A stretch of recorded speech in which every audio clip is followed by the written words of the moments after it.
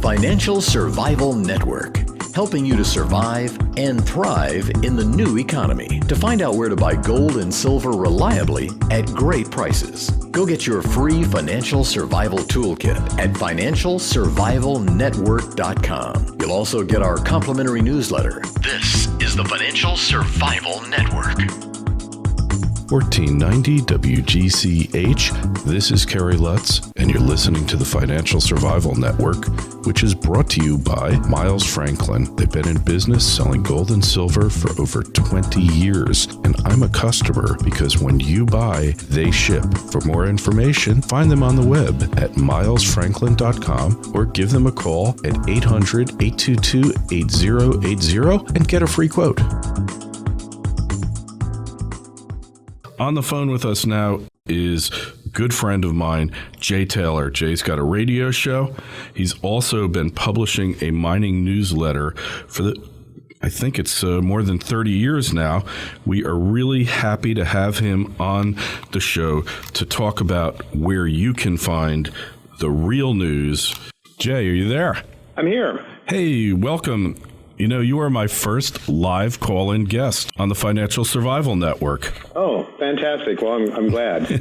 I couldn't think of a better person, somebody I'd rather have on the show live. I've had some people in the studio before, but what I wanted to talk to you about, you've been doing this a long time. You've been reading the mainstream newspapers quite a while. You and I are both what I would call in the alternative truth-telling news department. You agree with that? Oh, absolutely, Kerry. I think there's no doubt. And it's not that the people necessarily mean to be not telling the truth, the ones in the mainstream. It's more that they've been indoctrinated, I think, to think within certain confines, within certain limits.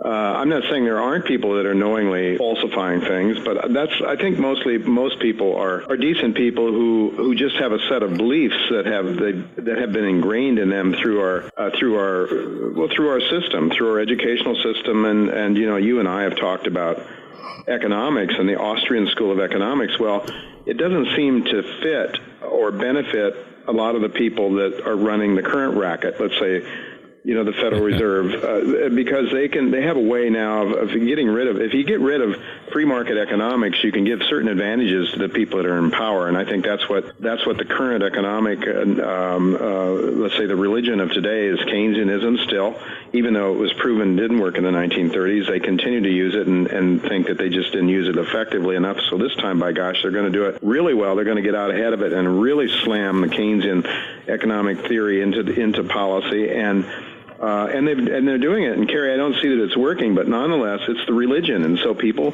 it's the economic religion of the day. So the Paul Krugmans of this world are out there talking about it and making a lot of noise about it and contradicting themselves. But nonetheless, everybody's been taught this. How many schools are out there that have Austrian economics? Very, very few. Real free market economics is Austrian economics, and yet we were all taught in our Economics 101 class Keynesian economics, and so you have all these guys with fancy PhDs from fancy universities that believe it. It is a religion, and people aren't really looking at it seriously. So I think that your show, my show, and a lot of other people on the internet in particular are really providing a service and alternative, at least giving people something else to look at and to consider and to think about.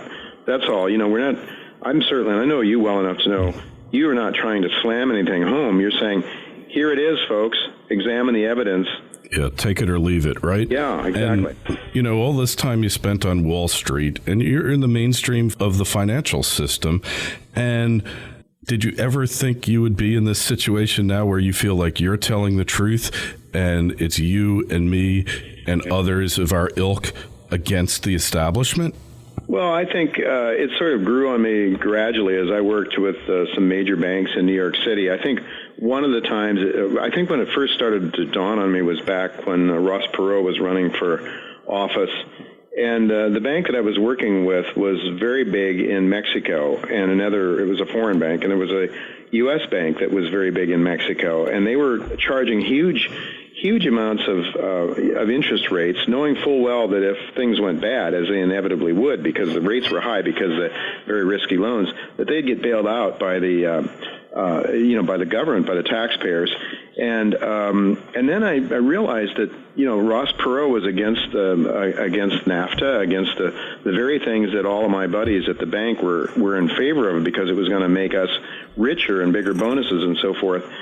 And then I started to realize that, wait a minute, we've got Republicans and we got Democrats. They're both permissible, their views, and both of them were to retain NAFTA.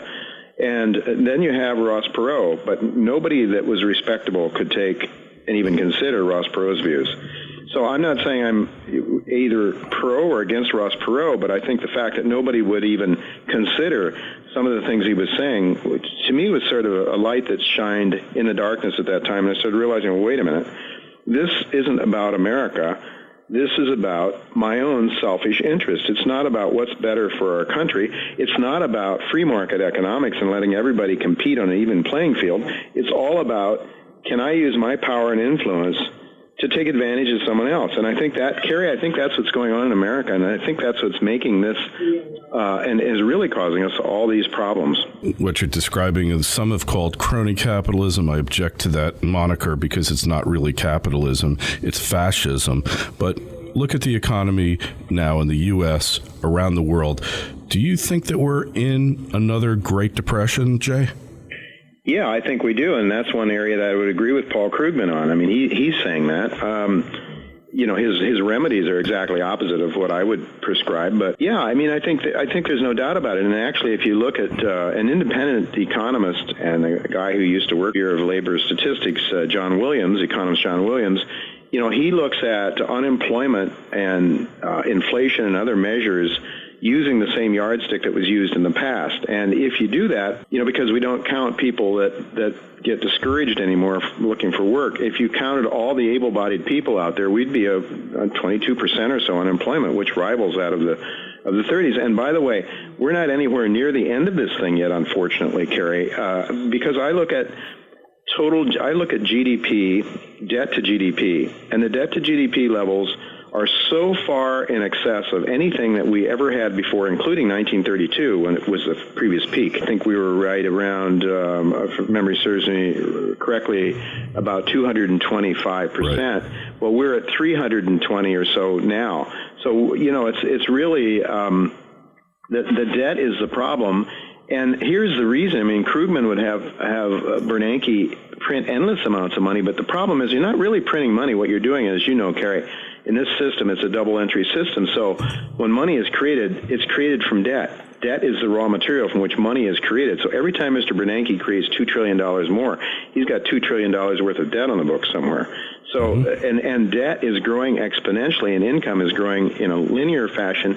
So I believe that it's not a liquidity problem as much as it is an insolvency, a worldwide insolvency problem. The world is broke, especially the Western world. Yeah. We can't afford to service the debt. No. And that leads to the next question. How bad can this thing get? Riots, civil unrest, or worse?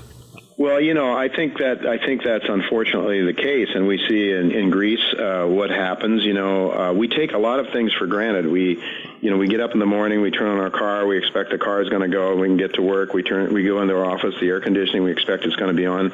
Well, what happens when things aren't on the store shelves? And this was what happened in the Soviet Union, of course, when it broke down. It's happening now. We're hearing reports in Greece where they're not being able to get their medications. Things grind to a halt if people don't get paid.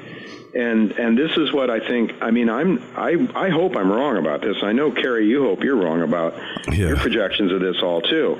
But just look at what's going on and then try to prepare for it. And I think people should be preparing now. The establishment doesn't want you to think this way.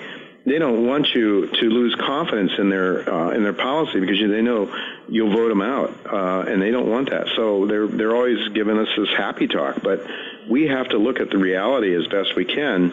The fact is, Americans trust their government still to a very, very great extent, and foreigners don't. To a great extent. I mean, the Chinese and the Russians and people don't. They're always very skeptical. But we have all these fancy PhDs dressed in Brooks Brothers suits on television, speaking silver-tongued speakers, and you saying, gosh, that guy looks really decent, looks really good. He would never lie to us. And I've had people on my own radio show, Dmitry Orlov being one from the Soviet Union went through that process in the Soviet when it broke down. He said, Jay, we have the greatest propaganda machine in the world here in the United States. He says, in the Soviet Union, you saw the hammer and sickle on the wall, and you knew the thugs that would beat the hell out of you if you talked back to them or disagreed with them. But here we have these people in fancy suits speaking, from Harvard, Princeton, and Yale, and we sort of believe them. And we go along with the system. But if things break down, we don't want that. Who wants it? But it's a matter of preparing for the worst, hoping for the best. That's the next question is, if you're Joe Sixpack, if you are looking to protect yourself, you want to protect you and your family and what little wealth you might have left, what's the best way to do that? I mean, I have my opinions, but just tell us yours. Well, certainly, you start with the monetary system, and what we have is. It is really an immoral monetary system. It's a system that allows and permits and enables legalized theft. So the first thing you want to do is retain your wealth with something that's real, tangible. And of course, because of its attributes, gold and silver, they've always been monetary metals. So I think you start with that. But honestly, Kerry, if we're talking about things like a breakdown in the system, I live in Queens, New York, and if the transportation is blocked and the bridges are blown up or something, God forbid, would it happen, awful like that, or the system just breaks down financially and you can't get things to the shelves, store items, things to the store's shelves, then what do you do? Well, I think people should think in terms of having water and food and those kind of things available, and not just, because things do happen from time to time. We had Katrina and things like that. Natural disasters as well as man-made problems occur, and so I think people should be thinking of those things. And then another thing I think people should really do is make friends. I think people need to make friends with their neighbors and learn to help each other out, because when times get really tough, you're going to turn to your friends and to people that you can work with and help to protect one with another. Some people advocate arms. I'm not one to I don't own a gun, frankly. I've just never gotten into it. But your wife does, though, right? She less than me. No, of course, in New York State, it's a pretty difficult. It's an onerous task to get it. To get one, if I wanted one. Yeah. But some people say that, and if I'm living out in the Midwest or out in the West somewhere, maybe Texas, I don't know. Florida, Texas, you have to own one to be a citizen there, I think. Yeah, I thought it was in the Constitution. Almost. So Jay, just wrapping up, you've been doing this a long time now. Your focus, your purpose has shifted. What's the part of your work that you enjoy the most? And asking you this, I know it's not the money that you're into. You're doing something more than that. But what do you like best about what you're doing? Well, I enjoy the radio work that I do very much, and I enjoy trying to help people do the things we were just talking about. How can we help people protect themselves? How can we help people see what's really going on behind the throne? Where's the power behind the throne? What is causing this system to go haywire the way it is? And there's a lot of satisfaction in my own radio show. We have a lot of really interesting people, as you do on yours, Kerry. We have people like Daniel Esterlin. We've had Ed Griffin, Ellen Brown, John Perkins, people like that sort of help people see what is really going on, the powers behind the throne, follow the money, and who has control of the system. So help to educate people so they understand why things are happening. The endless quantitative easings are no mystery when you start to realize who benefits. And then we look at more practical people. We have Mark Faber's, David Tice's, Ron Paul's been on a show, Doug Casey, Rick Rule, people that can help people understand the markets and where they, what's likely to happen next in the equity markets and all kinds of markets. I think at the bottom line, Kerry, is helping other people. I think that's what gives most satisfaction. I know that's true of you as well. Yeah, absolutely. That's what I'm here for. Jay, to find out more about you, get your radio show, your publications, where should people go? The best place to go is J. Taylor Media. That's JAYTAYLOR Media.com. jtaylormedia.com, and from there they can click onto a button and go right to my radio show, which is a web-based show, and all my newsletters. And I have a couple of excellent colleagues, Chen Lin for one, sells a newsletter that is absolutely fabulous. He's turned $5,400 into $1.5 million over the last 7 or 8 years. Good Very deal. successful investor. People can subscribe to his work as well as my letter and another one or two. Lots of things at jtaylormedia.com. All right, Jay. Hey, thank you so much for being on the show. It's really been a pleasure. And together, hopefully, we'll keep bringing more and more people into the fight, banish ignorance, especially financial ignorance. Let's do it, Kerry. All right, Jay. We'll talk to you again soon. Thank you.